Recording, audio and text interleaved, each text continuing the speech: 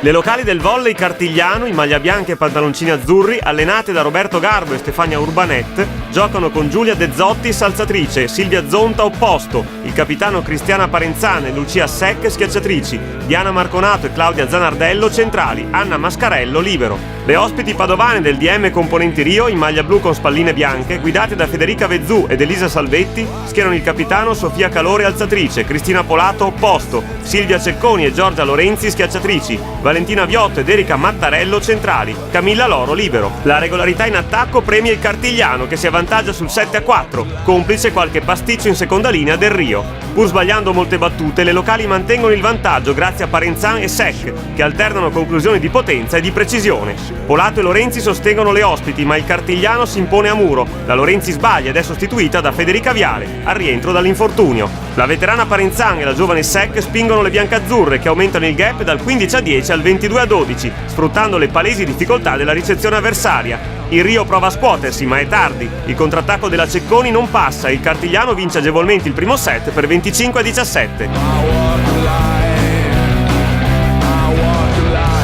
Il Rio riparte con Giorgia Lorenzi al posto della Viale e con la centrale Fanny Cesari per la Mattarello. I primi scambi della ripresa vedono il Cartigliano in difficoltà, sia in ricezione che in fase di impostazione, mentre il Rio sfrutta l'incisiva battuta di Cristina Polato, avvantaggiandosi perentoriamente sul 10-4. Anche le centrali Viotto e Cesari danno un buon apporto in attacco. Per contro, il Cartigliano deve fare i conti con i persistenti problemi della ricezione, in particolare con il libero Mascarello continuamente cercato dalle avversarie. Coach Garbo inserisce l'opposto Chiara Baggio per la Zonta. Nel Rio la Viale rientra per la Lorenzi.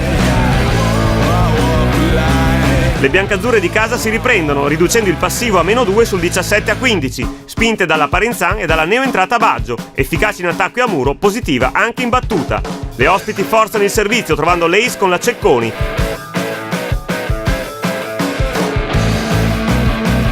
Il Cartigliano soffre tanto in seconda linea ed è costretto a inseguire il Rio che si porta sul 23-20 grazie al contrattacco in rete della Baggio, ma la Parenzan colpisce da posto 4 e la rimonta delle locali si completa sul 23 pari con la ricezione errata della Viale sull'insidiosa battuta della Marconato. Nel momento chiave le vicentine si dimostrano più determinate e concrete. L'ottima Parenzan mette giù un altro attacco in diagonale, poi il muro vincente di Claudia Zanardello sulla Polato dà il secondo parziale al Cartigliano. Vista la buona prova di Chiara Baggio, coach Garbo le dà fiducia, confermandola in campo. Nel Rio la centrale Mattarello rientra per la Cesari. La ripartenza è a dir poco traumatica per le padovane, che infilano un errore dietro l'altro in seconda linea, soffrendo le ficcanti battute di Sec e Marconato, le migliori del Cartigliano insieme alla Parenzano. L'ace della centrale numero 18 lancia le biancazzurre sul 10-3. Cristiana Parenzan si esalta colpendo anche in schema di incrocio, ben assistita dall'alzatrice De Zottis. In preda alla confusione, il Rio è costretto a subire, vedendo crescere a dismisura il divario sul 18-6 in virtù dei punti in attacco della valida Chiara Baggio e della possente Diana Marconato a muro. Federica Vezzù gioca l'ultima carta cambiando alzatrice, la giovane Ilaria Rossato subentra alla Calore. In vantaggio sul 20-10 le vicentine incappano in un prolungato e pericoloso rilassamento in ricezione, che riavvicina le ospiti sul 20-16, ma la straordinaria Parenzan e la valida Sec vanno a segno da posto 4, proiettando le locali sul 23-17. Poi l'ultimo contrattacco vincente di Lucia Sec firma il match point del Cartigliano.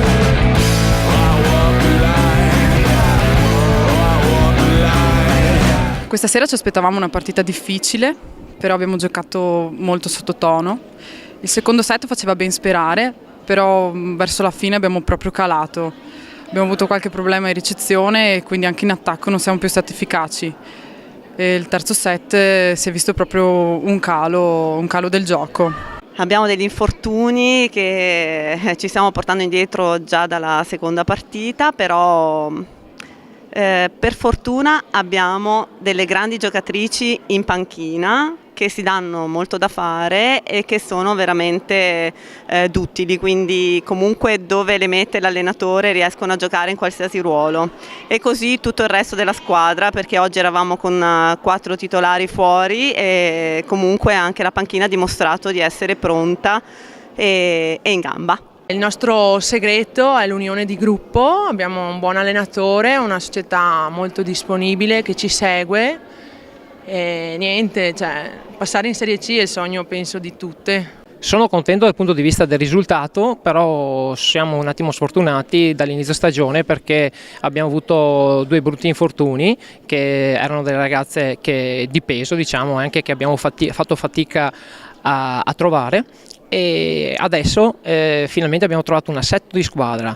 Diciamo che sto lavorando dal punto di vista della battuta e anche della ricezione, abbiamo dei potenziali abbastanza forti e anche di esperienza, diciamo. Stiamo lavorando per allargare il bacino del settore giovanile perché pensiamo sia il cuore del volley cartigliano. Abbiamo 9 squadre, abbiamo iniziato col settore maschile, per quest'anno per il settore maschile puntiamo a mettere assieme una squadra che possa iniziare un cammino e che sia da traino per tutto il settore giovanile maschile.